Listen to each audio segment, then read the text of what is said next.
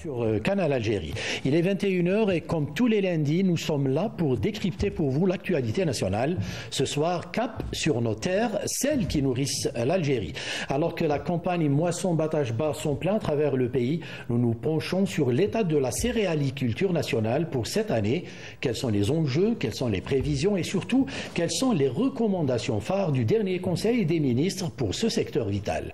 De la terre à notre assiette, en passant par les décisions politiques, nous analyserons en profondeur les défis et les perspectives de notre production céréalière. Pour cela, nous avons fait appel à M. Tariq Hartani, directeur de l'École nationale supérieure d'agronomie. M. Hartani, bonsoir et merci d'avoir accepté notre invitation. Bonsoir monsieur, merci de m'avoir invité. C'est nous.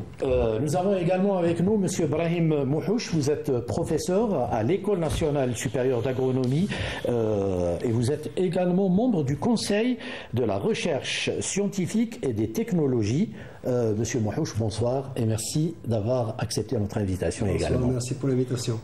Et nous avons également avec nous, comme chaque lundi, Monsieur Mohamed Achir, consultant. Mohamed, bonsoir. Bonsoir. Alors, messieurs, pour commencer, je voudrais juste vous poser une question très simple. L'état actuel de la céréaliculture en Algérie, Monsieur Hartani? L'état de la céréaliculture aujourd'hui en Algérie est en plein développement. Elle connaît une dynamique importante depuis quelques années puisque un plan de développement a été initié et est en train d'être mis en œuvre. Donc que ce soit dans le nord ou surtout dans le sud, dans notre Sahara, donc il y a beaucoup d'extensions de terres et il y a en fait toute une profession qui s'organise autour de ce type de production et qui représente quand même un pilier de la sécurité alimentaire du pays. Justement, vous faites bien de parler de sécurité alimentaire du pays, un sujet très cher à notre ami Monsieur Brahim Mouhouch. La place justement de cette filière dans cette sécurité alimentaire pour le pays? Eh bien, la place, c'est connu. Les céréales, c'est en Algérie. La ration alimentaire est composée pratiquement de 90% de céréales. Ça veut dire que notre sécurité alimentaire est se base avant tout sur les légumineuses alimentaires, sur les céréales et les légumineuses alimentaires. En second plan, on a bien sûr tout ce qui est sucre, tout ce qui est lait, tout ce qui est production fourragère. On l'oublie toujours, mais sans production fourragère, il n'y a pratiquement pas de production de laitage, de lait et tout ce qui est dérivé du lait. Sur le plan économique, notre économiste Mohamed Achir dirait quoi de cette filière de la céréaliculture? Elle occupe quelle place? C'est un levier justement de la croissance économique chez nous? Tout à fait. D'abord, les céréales représentent un enjeu stratégique pour toutes les économies des pays du monde. Les céréales, ça constitue toujours un enjeu de souveraineté aussi. Ouais. Aujourd'hui, quand on parle de la souveraineté alimentaire, de la sécurité alimentaire, donc c'est étroitement lié aussi à notre capacité de produire suffisamment ce que nous consommons en matière de céréales. D'autant qu'on a été de gros importateurs à un certain moment de céréales. Tout à fait. Donc, ouais. Et puis, l'enjeu stratégique, au-delà d'abord de l'enjeu économique, bien entendu, parce que d'abord, si on prend la balance commerciale de notre pays, il est un peu, c'est-à-dire déséquilibré relativement par le poids d'importation des céréales. Donc on doit faire en sorte que corriger c'est-à-dire cette dépendance aux importations. Donc justement, il y a un travail dans ce sens pour diminuer les importations. Et sur le plan stratégique et politique, le Covid-19, la pandémie a montré que, ainsi que la guerre russo-ukrainienne, a montré qu'il y a une nécessité que chaque pays doit construire sa propre autonomie stratégique en matière de sécurité alimentaire. Donc, elle a été utilisée, entre parenthèses, comme arme à un certain moment. Tout à fait, de pression, etc. Donc voilà, donc c'est un enjeu stratégique. Historiquement déjà, ça a été toujours un enjeu de souveraineté, un enjeu de pouvoir. Et c'est pour cette raison que les pouvoirs publics, on a remarqué qu'ils ont mis le paquet sur cette filière depuis quelques années. Alors, sans aller dans le détail, puisqu'on aura à le faire plus tard, M. Hartani, comment s'annonce cette campagne moisson-battage pour cette année? Nous pouvons dire que la campagne moisson-battage pour cette année s'annonce sous de bons auspices.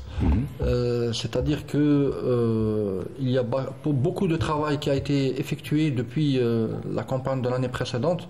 Nous avons observé donc de la réalisation où on voit de réalisation d'un certain nombre de silos pour le stockage, le transport, mais également au niveau des parcelles, également il y a beaucoup de parcelles, notamment dans le sud algérien, où les niveaux de rendement sont élevés, c'est-à-dire qu'il y a quand même, je l'ai dit tout à l'heure, une dynamique dans le sens de l'augmentation de la production d'année en année, et cela témoigne peut-être d'une meilleure maîtrise technique, d'une généralisation d'un modèle performant. Donc il faut toujours suivre le modèle performant des investisseurs qui peuvent atteindre des niveaux de 80 quintaux à l'hectare, par exemple pour le blé dur. C'est un gage de réussite. Parce que les enjeux, les défis, ils sont à l'avenir. C'est-à-dire qu'il faut toujours réfléchir après la disparition des hydrocarbures, quelle est la monnaie avec laquelle nous allons survivre? Il faut une alternative, bien sûr. L'alternative, c'est la production et l'autonomie. Et cette autosuffisance que l'État ambitionne depuis quelques années maintenant, elle commence à se mettre en place, et il y a un certain nombre de partenariats ou d'investisseurs qui s'engagent dans la production céréalière, notamment le blé dur, parce que le blé dur, c'est la production de pâtes, du couscous, etc. Et je pense que c'est en ligne avec les besoins de la société.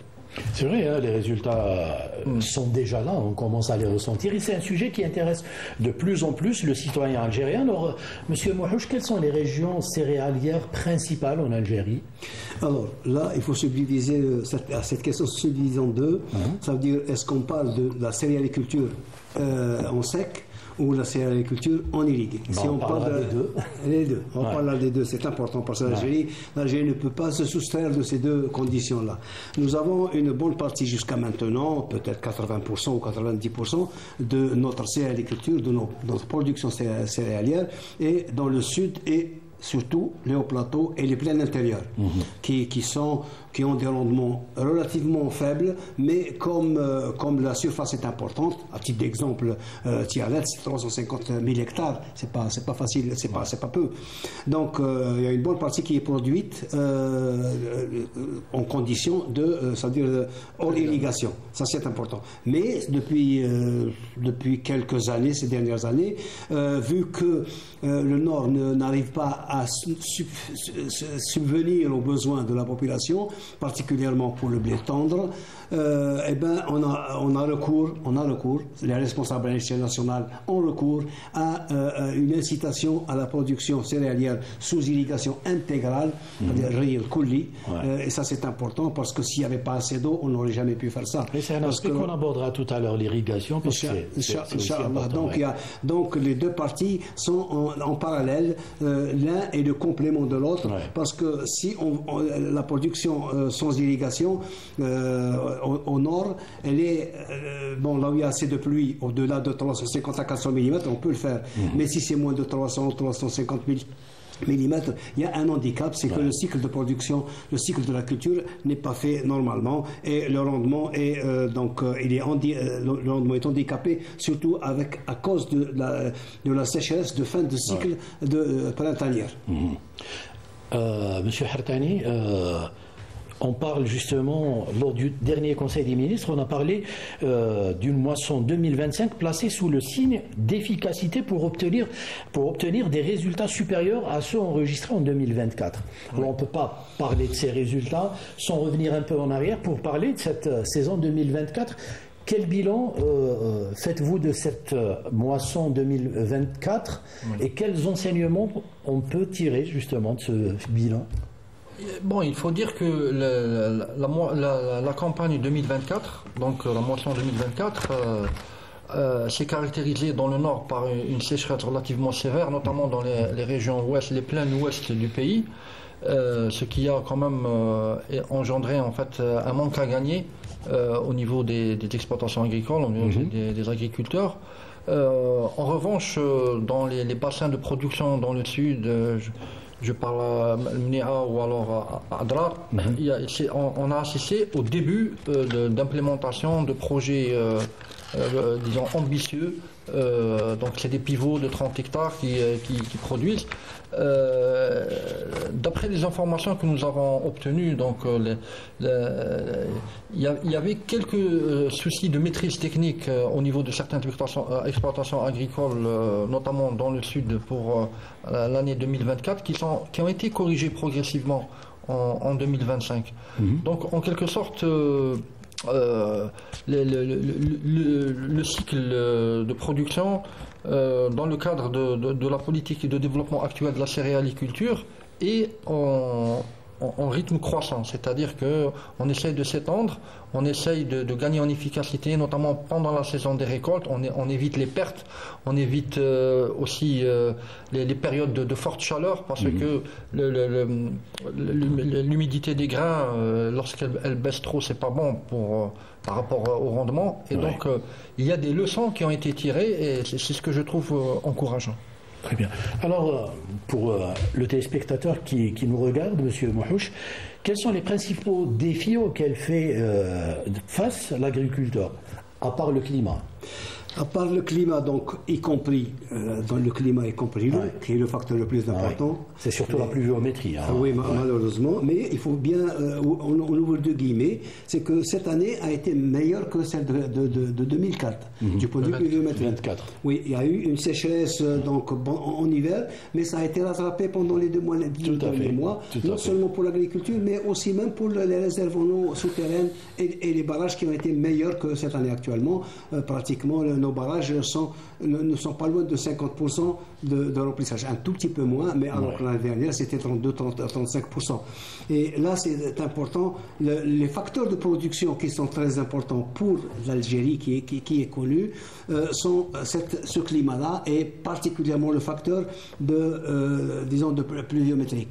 Mais comme cette année, elle a été meilleure, je pense, et étant du domaine, je pense que cette année sera meilleure que l'année passée, particulièrement pour certaines productions. Comme a dit mon collègue, les agriculteurs commencent à maîtriser un petit peu ce qu'on appelle l'itinéraire technique. Parce que la réussite d'une campagne agricole, elle dépend à 100% du respect des différentes étapes de production. Et l'une des étapes, c'est la pluviométrie, qui dépend du bon Dieu, mais au sud, ça dépend bien sûr du bon Dieu et de l'agriculteur qui commence un petit peu à maîtriser ces effets-là. Mais ne pas oublier qu'on se dit qu'il y a, on dit qu'on produit, il y a un déficit de céréaliculture. Tout à l'heure, si on a le temps, je dirais un mot pour que l'agriculture algérienne actuellement, il faut bien le dire, j'ai même peur qu'on ait un excès. Actuellement, notre marché il est saturé et on a toutes les productions, à l'exception de 4 productions qui sont un peu déficitaires, et tout à l'heure je dirai pourquoi. Pour ça qu'il va falloir penser justement à des solutions pour cet excédent de production, et les solutions existent. On en parlera si vous voulez bien, M. Mouhouch. Mohamed, sur le plan économique, la saison 2024, on a réduit la facture déjà des importations, c'est bien? Oui, c'est vrai. On est pratiquement en autosuffisance. Souvent on parle de blé dur surtout, mais il n'y a pas que le blé dur en céréales, il y a le blé tendre, il y a l'orge, il y a... Effectivement, maintenant il y a un objectif qui a été fixé par le président de la République, c'est d'arriver justement à ne pas importer du blé dur et de l'orge, du moins pour la saison 2026, c'est-à-dire c'est la dernière année 2025 d'importation de blé dur et de l'orge. Ça c'est un objectif.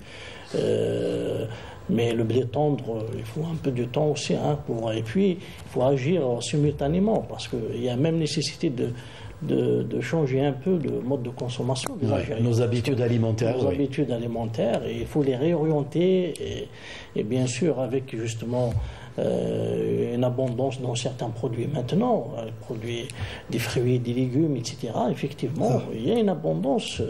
On constate que parfois, chez Dieu frais, 5-6 fruits à la fois de la saison. Donc, ça, c'est quand même en termes de la qualité d'alimentation, qu'il y a un niveau quand même, il y a une progression assez notable en matière de la qualité alimentaire, parce qu'on mange en frais, c'est de la qualité, c'est un luxe aussi. Mais il faut maintenir tout ça, il faut le pérenniser, il faut le rendre aussi plus efficace et moins consommateur des subventions. Donc voilà, il y a toujours un souci d'efficacité et d'efficience dans notre agriculture. Maintenant aussi, il y a la transformation agro-industrielle sur le plan économique. Toutes les puissances économiques actuellement dans le monde, la majorité, on constate que c'est des puissances agricoles. Avant tout, c'est des puissances agricoles. Donc, l'agriculture c'est la première chaîne de l'industrialisation. Donc, l'industrie agroalimentaire, c'est vrai, on a un tissu actuellement. Peut-être qu'on est parmi les meilleurs en Afrique, mais il reste encore beaucoup à faire en matière de l'industrie agroalimentaire. Donc, il faut transformer, surtout qu'il y a des produits qui nécessitent une transformation rapide pour ne pas. C'est-à-dire perdre ses récoltes ou ses produits.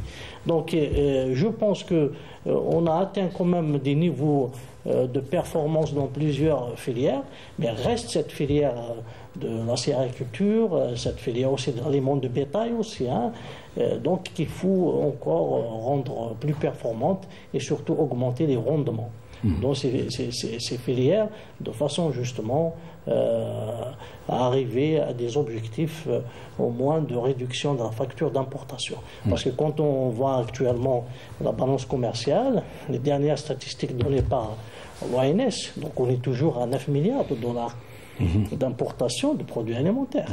Donc, mais le poids, on sait très bien, le poids c'est des céréales, c'est des céréales. Alors, je le disais, M. Harkani, lors de ce dernier Conseil des ministres, on a placé cette campagne sous le signe de la performance et le chef de l'État exigeait un sursaut d'efficacité et des chiffres ou des résultats meilleurs que ceux de 2024. C'est dans les cordes de nos agriculteurs. Et comment se présente déjà cette campagne pour 2025 ? Alors, il y a quelques exemples que je peux citer sur l'efficacité de la récolte pour la saison 2025. Actuellement, pour un pivot de 30 hectares, une moissonneuse met entre 3 et 5 jours en fait pour terminer les 30 hectares. Tout dépend du niveau de rendement, parce qu'il y a une vitesse d'avancement. Il y a aussi, ce qu'il faut savoir, c'est qu'il faut expliquer aux téléspectateurs, c'est que l'opération de récolte en elle-même, c'est une course contre la montre. Je m'explique. C'est-à-dire que en fait, le grain de blé, il est caractérisé par une humidité qui varie idéalement entre 15 et 20%. Et si on tarde trop en fait avec la chaleur ambiante, l'humidité du grain baisse et on perd en fait en rendement. Donc il y a des conditions techniques qui doivent être maîtrisées. Donc les moissonneuses batteuses doivent être bien réglées, la hauteur de coupe, la vitesse d'avancement, etc. Donc il y a un certain nombre de critères techniques. Il y a dans les bassins de production actuels, donc Sud-Ouest et Mnira et Adrar, des avancées d'année en année selon le témoignage des agriculteurs et des acteurs locaux. Donc la filière s'organise. Maintenant, plus d'efficacité, cela veut dire en fait arriver à une transparence des chiffres, à une rigueur dans l'exécution des tâches. C'est-à-dire qu'il y a la collecte, ensuite le stockage, le transport, etc. Donc l'efficacité dont parle le président de la République, je pense que globalement c'est toute l'opération de moissonnage-battage jusqu'à l'arrivée au niveau des minoteries. Très bien. Alors, Monsieur Mouhouch, les moyens matériels, je parle là de moissonneuses, batteuses, des moyens de stockage et les moyens de transport, sont suffisants pour cette campagne 2025 ? Oui, il n'y a pas tous les échos que j'ai eus dans le domaine de la production, ils sont dans le vert et positifs. À titre d'exemple, nous sommes l'un des seuls pays qui a des capacités de stockage de 50% de la consommation annuelle. On a actuellement un potentiel potentiel de 50 millions de quintaux par an de stockage. Donc on a pratiquement plus de 6 mois de stockage. Nous sommes l'un des seuls pays qui a... Pourquoi? Parce que cette année-là, un ordre a été donné d'augmenter les capacités de stockage. Et actuellement, cette année-là, l'année passée, on a réalisé pratiquement 250 silos de proximité. C'est pas de grands silos de ciment, de bâtisse, mais c'est des silos de proximité dont l'agriculteur a besoin. Parce que si vous êtes à 200-300 km d'un silo, d'un grand silo qu'on appelle silo, c'est un peu difficile parfois de transporter. Mais si on a réduire des silos de proximité, c'est beaucoup plus facile. On peut transférer ce stockage de silos de proximité, on peut le transférer. On n'a pas de problème de silo, monsieur Mohamed. On n'a pas, cette année, je pense que selon les statistiques que j'ai vues, on n'a pratiquement pas de problème de stockage. Si on augmente nos quantités de production, il va falloir aussi augmenter le nombre de nos silos aussi. Il n'y a pas de doute, le silo, c'est un facteur de production. On oublie de le dire. Mais si on produit beaucoup, moi j'ai vu des centaines, pour ne pas dire des milliers de quintaux qui étaient stockés à l'air libre. Il suffit qu'il y ait un orage pour qu'on puisse pratiquement perdre tout. Avec ces silos de proximité, on a moins de problèmes. Et ça veut dire que ce qui est important, c'est que ces silos sont réalisés depuis l'étude jusqu'à la réalisation et même l'entretien et la gestion de ces silos qui sont pas des cadres algériens. Et ce qui est important ces derniers temps, c'est que l'agriculteur et l'ouvrier algérien, le travailleur, il est au rendez-vous. Si on lui dit par exemple qu'il faut réaliser dans les 6 mois qui viennent, on le réalise. Et ceci se constate aussi dans les stations de désalinisation. Pratiquement sur les 5 stations qu'on devait terminer avec le carême, on a réalisé 4 au moins. Et la deuxième, c'est pas du faute de l'agriculteur. Il y avait un orage qui a perturber un petit peu. Ça, c'est un exemple. J'ai sauté du coq à l'âne, mais c'est pour donner un exemple. Et ça, c'est très important. Je vous donne un exemple que l'aéroport d'Alger, je me rappelle, moi j'étais jeune, il est resté 25 années pour être réalisé. Mais il a été le prix de revient de réalisation a été multiplié par 5. Alors qu'actuellement, on réalise avant le terme, et ça, c'est économiquement très important. Et j'en suis sûr et certain que les facteurs de production sont respectés parce que tout c'est-à-dire à commencer par la base, par l'agriculteur lui-même, jusqu'au ministère de l'Agriculture, qui est le garant des supports de production. Et ils sont au top niveau actuellement, cette année. Vous faites bien de parler de ça, Mohamed Hachir. Le président Tebboune a d'ailleurs salué lors du dernier Conseil des ministres les efforts des agriculteurs et des cadres du secteur. C'est important que ces gens-là se sentent encouragés, soutenus et les impliquer dans cette grande opération, car il y va d'une stratégie nationale et pas à titre individuel. Et justement, parce que on a constaté ces dernières années qu'il y a des efforts très importants de la part des pouvoirs publics pour justement réparer et coordonner les différents maillons de la chaîne de l'agriculture. Parce que l'agriculture, elle s'organise de l'amont jusqu'à l'aval, jusqu'au stockage, jusqu'à la commercialisation. Donc, il y a des programmes très ambitieux, comme le stockage, par exemple, 350 centres de proximité de stockage, 30 silos aussi qui sont inscrits pour la réalisation, avec les 16 déjà qui ont été dégelés. Donc, ça va porter jusqu'à 9 millions de tonnes donc de la capacité de stockage. En plus de ça, donc, il y a tout un travail qui a été fait aussi pour professionnaliser davantage l'agriculteur. Et même la question, donc, pourquoi j'ai parlé d'une chaîne? Parce que l'agriculture, c'est une chaîne. Donc ça démarre de la semence, de la formation, et de l'itinéraire technique et puis du règlement aussi, la résolution des problèmes inhérents aussi à l'investissement agricole, surtout le foncier agricole d'ailleurs. Même le président a ordonné au ministère de l'Agriculture d'assainir la situation du foncier agricole et d'attribuer les titres de concession aussi aux agriculteurs pour qu'ils puissent se projeter dans le futur et investir davantage. Donc en plus de ça, donc, il y a ce travail aussi de subvention qui continue. Il y a des encouragements assez importants aussi. Hein. C'est une agriculture qui est largement subventionnée aussi par l'État. Donc tout ça, c'est pour maintenir aussi les agriculteurs, les encourager. Et puis, ces dernières années, on a constaté quand même pratiquement un changement de paradigme dans notre agriculture.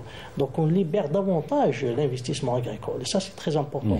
Et on attribue aussi des superficies très importantes. Jusqu'à 36 000, par exemple, pour les Italiens, jusqu'à 100 000 hectares pour le projet Beledna. Donc, tout ça, donc il y a un changement. Même l'implication des entreprises nationales dans l'agriculture, donc Cosider, Sonatrach. Donc, je pense qu'il y a une volonté afficher une volonté politique pour justement relever ce défi de l'agriculture et une certaine coordination. Et parce que l'agriculture nécessite l'organisation. Il ne suffit pas de fournir des moyens, des subventions, etc. Il y a tout un écosystème organisationnel qu'il faut mettre en place et qu'il faut maintenir pendant c'est-à-dire plusieurs années jusqu'à arriver justement à des performances en matière de production. Monsieur Hartani, vous vouliez rajouter quelque chose? Oui, en fait, je me disais que l'une des conditions pour arriver à une meilleure performance céréalière, telle que souhaité dans le compte rendu du Conseil des ministres, c'est d'arriver à une administration locale spécialisée en céréaliculture pour certaines wilayas.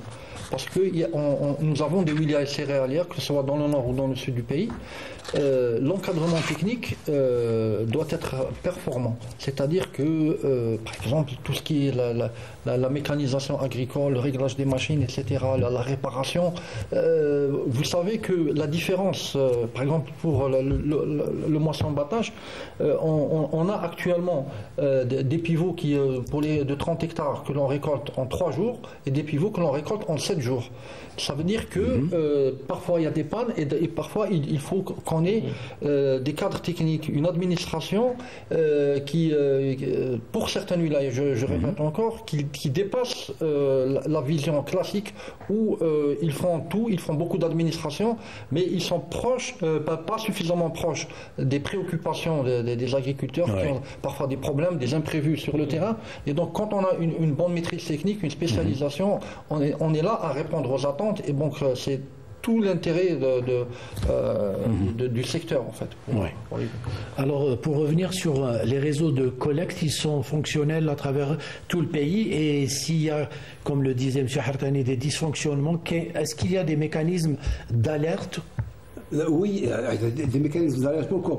Parce qu'il y a une solidarité entre les différents centres de collecte.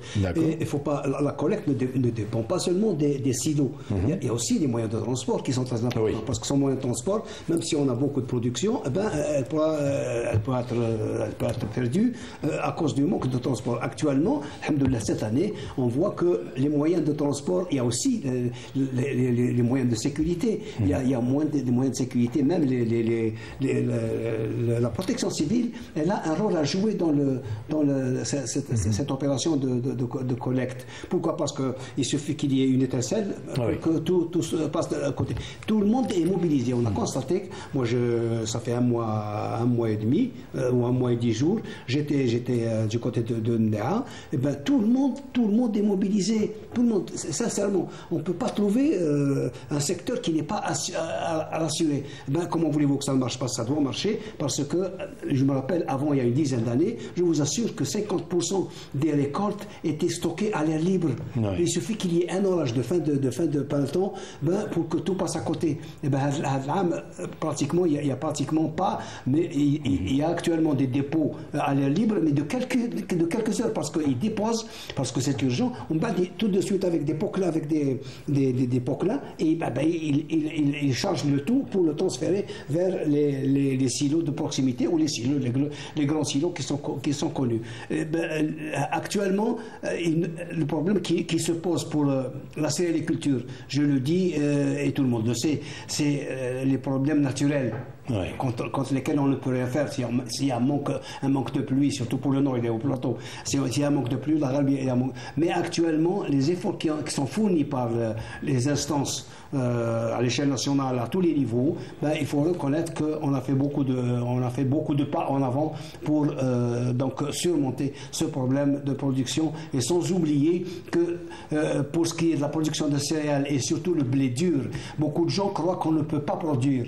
Je le dis, et je le dis à haute voix. On peut produire plus qu'il nous faut. On peut exporter du blé tendre.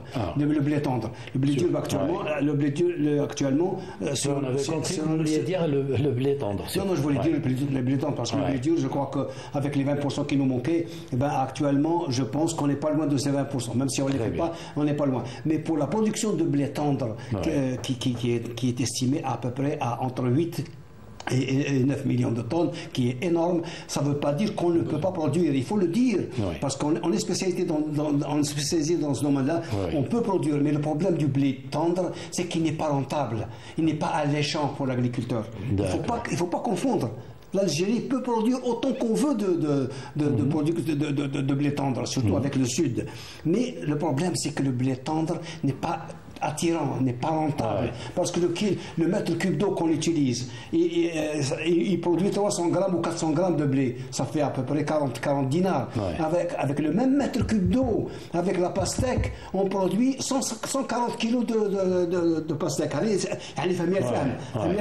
Ça veut dire que l'agriculteur préfère faire autre chose que de faire du blé tendre. Mais sinon, on peut produire. S'il viendra le jour où on doit produire, on pourra le faire. Très bien. Alors, vous l'aviez tous dit, l'État affiche son soutien aux agriculteurs depuis quelques années déjà, notamment face aux aléas climatiques. Je pense là aux assurances agricoles, les subventions, les aides d'urgence. Est-ce que ce soutien est suffisant au point de rassurer les agriculteurs et les laisser s'occuper de ce qu'ils savent faire le plus, à savoir produire? Est-ce qu'ils sont tranquilles de ce côté? Disons que c'est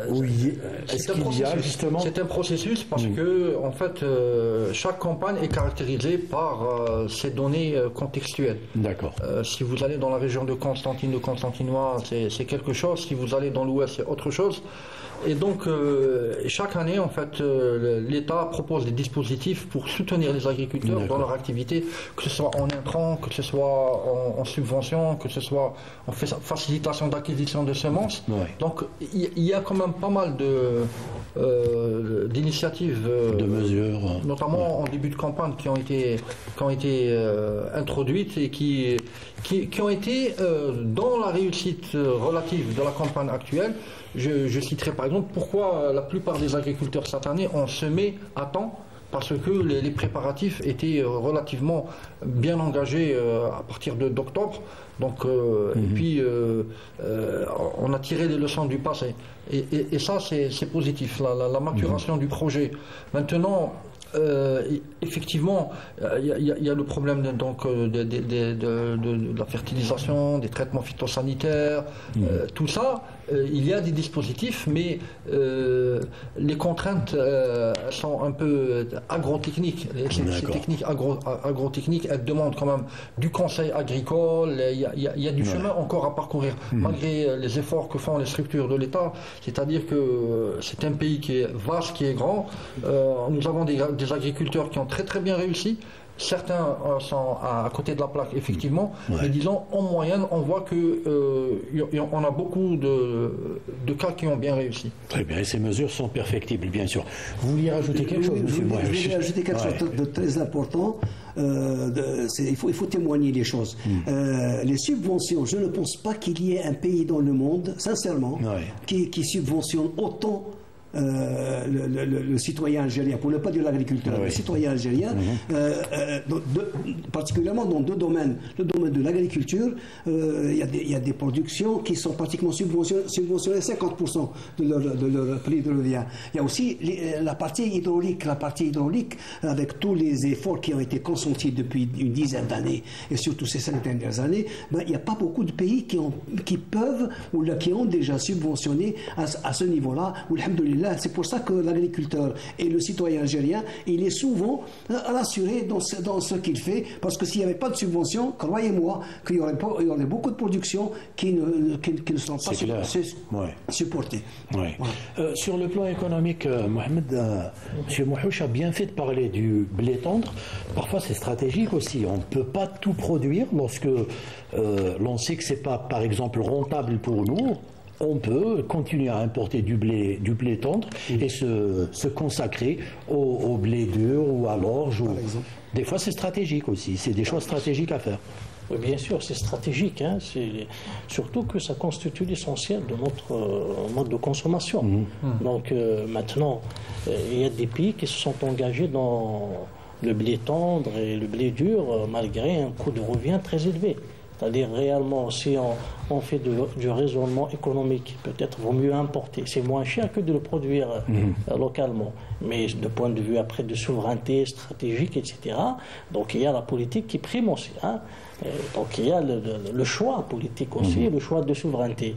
Et puis, la question après, même du coup de revient, la question de maîtrise et tout, ça va venir, hein, parce qu'il y a de la recherche aussi dans ce domaine. Donc il y a le développement des semences, il y a des efforts d'adaptation, surtout l'adaptation. Maintenant, il y a de la recherche avancée en matière d'adaptation, que ce soit au climat, que ce soit à la consommation d'eau, l'utilisation des produits phytosanitaires, à l'augmentation des rendements.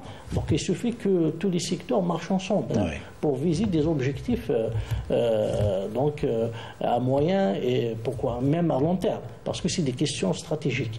Donc je pense que le potentiel existe en Algérie dans tous les domaines de l'agriculture. On peut arriver justement à augmenter la part de la production locale dans le besoin domestique de consommation, surtout des céréales. Donc c'est vrai, actuellement 9 millions de besoin de 9 millions de tonnes, mais il ne faut pas oublier, il y a une variable économique aussi très importante, il y a aussi démographique, c'est l'augmentation de la population. La démographie, c'est important. Donc la population augmente d'1 million en moyenne chaque année, donc il faut répondre aux besoins. L'équation doit marcher simultanément avec ce besoin qui augmente chaque année. Il fait bien, Mohamed Achir, de parler justement de cette recherche. Cette recherche agronomique, M. Hartani, en Algérie, propose-t-elle de nouvelles variétés adaptées, par exemple, aux conditions locales? Bien sûr, bien sûr. Il y a beaucoup de travaux qui sont engagés dans les universités et les centres de recherche en Algérie sur les nouvelles variétés de céréales en général. Donc, je citerai l'orge, le blé dur, etc. En fait, pour répondre aux défis climatiques, pour dépendre aussi les maladies, la fusariose par exemple, parce que c'est des maladies qui font subir des pertes énormes. Et donc, en fait, ce que je voulais dire, la recherche scientifique est une des clés pour répondre aux défis de l'avenir. Il y a des études prospectives, donc 2040, 2050, qui sont en train d'être réfléchies actuellement pour évaluer les besoins et en fait chercher dans des living labs des variétés de blé et d'orge qui pourraient donc être plus productives. Également pour le maïs grain, qui est nécessaire pour non seulement l'alimentation, mais aussi pour l'élevage, pour l'élevage. Donc tout ça, c'est un ensemble qui doit être pris en charge. Donc dans le cadre d'une stratégie globale de production, d'amélioration de la production, tout en tenant compte donc du contexte géostratégique mondial. Je voulais juste apporter une précision par rapport à ce que disait M. Hachet tout à l'heure. La question du blé dur, en fait, le blé dur est produit globalement sur le continent nord-américain, c'est-à-dire le Mexique, les USA et le Canada. Donc, en quelque sorte, par contre, le blé d'antre, que c'est la farine blanche, il est produit par la plupart des pays européens. Donc, il est plus disponible sur le marché. Donc, l'équation, donc, elle devient, alors que nos besoins, en fait, actuellement, ils sont en gros de 3 millions pour le blé dur et 6 millions pour le blé tendre. Et ce qui fait que nous sommes perpétuellement dans une équation de produire, importer, jusqu'à réduire le déficit et arriver ou atteindre l'autosuffisance. C'est un peu ça l'objectif, je pense, qui est tracé par le président de la République, arriver à une autosuffisance ou en quelque sorte maîtriser un peu notre capacité, notre outil de production. De production, tout à fait. Je vous avais promis, Monsieur Mouhouch, de revenir sur l'irrigation, et donc je reviens vers vous. Quels sont les moyens et techniques utilisés pour optimiser les rendements? Alors, là, tout le monde est d'accord pour ça. La céréaliculture, dans son sens large, nous pouvons aussi introduire aussi les productions fourragères, ce qu'on appelle les grandes cultures, qui englobent les fourrages, les céréales et les légumes secs. La meilleure technique d'irrigation, il n'y a pas à discuter, c'est l'aspersion sous ses différentes formes. Ces différentes formes. Soyez plus explicite, Monsieur Mouhouch. Soyez plus explicite. Je serai plus explicite. Ça veut dire que l'irrigation par aspersion. Alors, parce qu'il y a plusieurs types. Il y a des asperceurs qui font quelques mètres de rayon. Il y a d'autres qui font beaucoup plus, qui font qui met le grand pivot de 50 hectares. Il fait 407 mètres de rayon. Imaginez l'appareil. 407 mètres de rayon qui tourne à longueur de journée et avec un débit qui fait 50 litres seconde au mois de disons à la fin du printemps. C'est pas peu. Je dis bien 50 litres seconde parce qu'il faut 1 litre seconde d'hectare pour irriguer. Maintenant, on peut irriguer avec d'autres systèmes, mais le plus économique, il n'y a pas à discuter, c'est l'irrigation par aspersion, et de préférence, si les parcelles sont assez grandes pour que le pivot tourne, c'est le grand pivot, parce qu'un seul pivot peut irriguer 50 hectares. Alors qu'avec ce qu'on appelle le système d'irrigation classique par aspersion, dans lequel il y a une rampe avec 10 asperceurs, ça peut irriguer au maximum 144 mètres carrés à la fois. Vous voyez donc la différence. C'est coûteux comme dispositif? C'est coûteux? C'est coûteux. Je vais vous donner tout de suite le grand asperceur, le grand pivot de 50 hectares. Il fait aux environs de 1,5 milliard centimes. 1,5 milliard centimes. Mais il ne faut pas oublier qu'en Algérie, alhamdoulilah, il y a la subvention de l'État qui prend pratiquement jusqu'à pratiquement 50%. Mais là, je vous le dis parce que c'est mon domaine. Si un agriculteur acquiert un pivot de 50 hectares, s'il suit l'itinéraire technique, s'il dépasse de 60 quintaux à l'hectare, il rentabilise son pivot en une année. Il faut pas, c'est pour ça que j'explique, parce que ça vous a un peu étonné que ça coûte 1,5 milliard. 1,5 milliard, si vous dépassez de quelques 5 à 10 quintaux par hectare, en une année, vous pouvez amortir votre pivot. Donc ça encourage. Mais ce qui est dangereux, c'est de ne pas dépasser le seuil de rentabilité. Là, vous êtes perdant à 100%. C'est très important économiquement. Si on dépasse le seuil de rentabilité, qui est actuellement au sud au moins de l'ordre de 40 à 45 quintaux à l'hectare, c'est du bénéfice à 100%. Mais si on fait du 30 quintaux à l'hectare, comme au nord, parce qu'au nord on n'irrigue pas souvent, ou là on fait de l'irrigation de complément qui n'est pas suffisante, la moyenne nationale, pour vous le donner, c'est 18 quintaux à l'hectare. C'est vraiment très peu. La moyenne nationale des céréales, c'est 18 quintaux à l'hectare. Alors qu'au sud, il faut dépasser les 40 au moins pour que ce soit rentable. Et pour que ce soit vraiment rentable, il faut dépasser les 60 quintaux à l'hectare. Très bien. Alors, un autre aspect, M. Hartani, l'introduction de la mécanisation moderne, où en sommes-nous?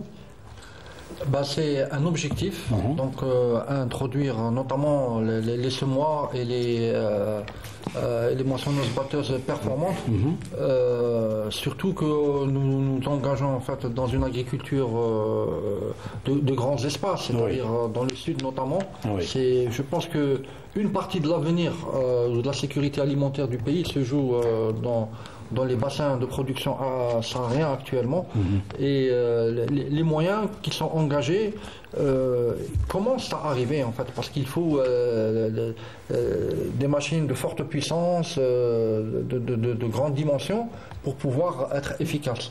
Je vous ai dit que l'opération en elle-même, c'est une course contre la montre. Le cycle en fait du blé, il a ses exigences, donc la période de semis, la période de récolte, et même le phénomène positif et nouveau que l'on observe maintenant dans nos parcelles au Sahara, c'est que tout le monde a pratiquement compris, ou la plupart, qu'il ne faut jamais laisser la terre nue. C'est qu'après le moisson-battage, il faut faire quelque chose. Il ne faut pas laisser la terre, parce que il peut y avoir beaucoup de dégâts. Donc la remontée des sels, la dégradation des sols, etc. Donc souvent on fait du maïs ensilage ou du maïs grain, ou dans le sud, alors que dans le nord on fait autre chose. Mais disons qu'on a compris, et donc ça c'est encourageant. Et donc les moyens de la mécanisation, pour y revenir, nous y travaillons surtout en termes de recherche. Actuellement, nous essayons donc de développer des prototypes performants, c'est-à-dire avec de la détection d'un certain nombre d'indicateurs pour pouvoir mieux gérer les opérations culturelles. Très bien. Vous vous souvenez, M. Mouhouch, on en a parlé la dernière fois lors du CIPSAFI Laha, on a parlé de l'agriculture intelligente. Le rôle du numérique et de la cartographie agricole dans le suivi des cultures chez nous? Oui, actuellement, vous devez le savoir, comme tout le monde d'ailleurs, tout devient intelligent. Il n'y a pas de raison pour que l'agriculture ne soit pas intelligente, parce que lorsqu'on dit agriculture, y compris l'irrigation, l'agriculture intelligente d'une manière générale, y compris l'irrigation, c'est très important. Pourquoi? Parce que ça facilite la tâche à l'agriculteur. Et c'est plus rentable, même si ça coûte un peu, c'est un peu plus cher que d'utiliser un petit peu l'intelligence au sens large du terme, mais c'est tellement rentable que c'est toujours, il faut inciter. Actuellement, on peut gérer tout ce qu'on veut dans notre exploitation, tout, y compris l'irrigation, y compris les traitements, y compris d'une manière intelligente, et ça facilite la tâche du point de vue économique, parce qu'au lieu d'utiliser la main d'œuvre, on peut utiliser cette main d'œuvre qui est obligatoire pour certaines activités agricoles. Par contre, il y a des choses qui sont faisables du point de vue intelligence. Je vous donne un exemple le plus facile. Si je devais commencer l'irrigation demain à 8 heures, je peux programmer un programmateur qui va déclencher et il va irriguer, par exemple, je lui dis tu irrigues de 8 heures à 10 heures. Il va s'arrêter avec un débit que je veux, avec les quantités d'engrais que je veux injecter, et même parfois les traitements qu'on peut. L'intelligence artificielle actuellement, elle peut aider dans tous les domaines, comme je vous l'ai dit, tout devient intelligent. Donc l'agriculture doit être à la page et de suivre cette évolution. Alors pour aller très vite, Mohamed Achir, l'investissement étranger dans le domaine de la céréaliculture, ça intéresse les étrangers de venir investir, et quelle est l'incidence de cet investissement étranger, pas sur le plan production, bien sûr, mais sur toute la filière? Ça peut être une locomotive pour tirer la filière. Tout à fait, l'impact est très positif, parce que d'abord, il y a un transfert de techniques, de technologies, et à l'utilisation des nouvelles techniques plus innovantes dans l'agriculture, mais aussi l'utilisation d'une mécanisation moderne, parce que l'agriculture nécessite aussi ce qu'on appelle les économies d'échelle pour avoir la rentabilité et les rendements importants. Donc ces partenariats qui se font avec des étrangers, surtout lorsqu'il s'agit des partenariats intégrés, c'est-à-dire de l'agriculture suivie des unités de transformation, et qui sont orientés aussi... Même l'élevage. Même dans l'élevage aussi. Et qui sont orientés aussi même vers l'exportation. Donc ça va donner quand même une nouvelle approche à nos agriculteurs. Et une approche, d'abord, une approche commerciale, parce que c'est nécessaire. C'est-à-dire pour ne pas rester dans les modèles classiques. Et puis une approche aussi d'économie d'échelle, c'est-à-dire travailler à grande échelle. Avec les Italiens, par exemple, 36 000 hectares, c'est très important. Beledna, c'est 100 000 hectares. Donc c'est une agriculture à grande échelle qui est bien mécanisée. Et puis l'utilisation, j'ai dit tout à l'heure, de la recherche et développement, parce que c'est nécessaire, et avec l'intégration de la transformation industrielle. Donc tout ça, c'est important. Je pense que ce modèle de partenariat, il faut l'encourager, et c'est un gage de la professionnalisation et de la pérennisation en même temps. Très bien. Alors, vraiment pour conclure, le président de la République a ordonné lors de ce dernier Conseil des ministres la tenue d'une réunion d'évaluation des performances à l'issue de cette campagne moisson-battage. Vous êtes coordinateur, M. Hartani, je le rappelle, de la cellule de réflexion pour le développement des céréales. C'est important ce genre de réunion d'évaluation pour avancer et tirer des enseignements de la campagne qui vient de se terminer? Bien sûr, après toute action, il y a nécessité d'évaluer les points positifs, les points négatifs, rectifier le tir et puis rebondir de manière. Et je pense qu'avec l'agriculture intelligente, par exemple, on aura, quand on saura comment esquiver les périodes de grosse chaleur, par exemple, pour la moisson, on aura atteint un des objectifs vraiment stratégiques. C'est-à-dire parce que actuellement, le principal défi pendant la récolte, c'est quand il fait trop chaud et on risque l'échaudage. Très bien. Monsieur Mouhouchi, vous deviez conclure très rapidement. Un mot, c'est que cette réunion dont vous avez parlé de coordination et de bilan, elle est obligatoire parce que c'est la seule réunion qui nous permet de faire le recensement de tout ce qui est bien et de tout ce qui n'est pas bien. Et le seul moyen pour le corriger, c'est de savoir, d'avoir cela. Et ça nous permet aussi de préparer la campagne, la bourse maille qui viendra dans 2 mois. C'est très important. Ça se prépare au moins 6 mois à l'avance. Et si on fait une bonne réunion de bilan, on peut préparer tout ce qui est à faire pour le futur. Très bien, merci beaucoup messieurs pour toutes ces explications, tous ces renseignements. On a beaucoup appris avec vous. Je vous remercie, monsieur Tariq Hertani. Vous êtes directeur de l'École nationale supérieure d'agronomie. Je rappelle que vous êtes aussi coordinateur de la cellule de réflexion pour le développement des céréales. Monsieur Brahim Mouhouch, vous êtes professeur à l'École nationale supérieure d'agronomie et vous êtes également, pour ne pas oublier, membre du Conseil national de la recherche scientifique et des technologies.